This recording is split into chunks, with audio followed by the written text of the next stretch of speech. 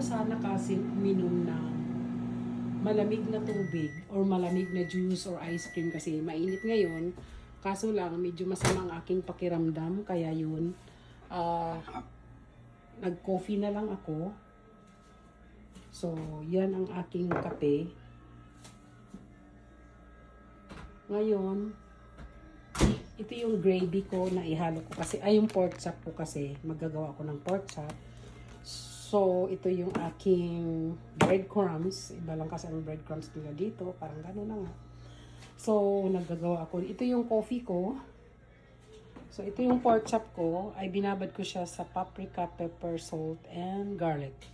So, naka-ready na siya. So, may sobra pa siyang ano. Mamaya, nilagyan ko na siya ng egg. Parang inano ko na siya sa egg. Tapos, binabad. Ay, ang init ng ating kape. Sobra.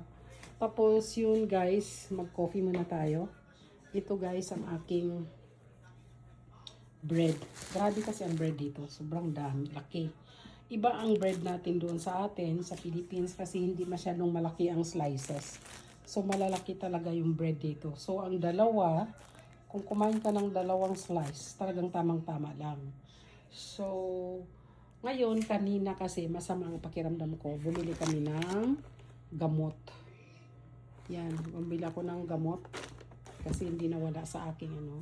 Tapos yun guys, ito, kakain na ako at mamaya magluluto na. So, yun lang guys. Good afternoon. Bye. Kain tayo.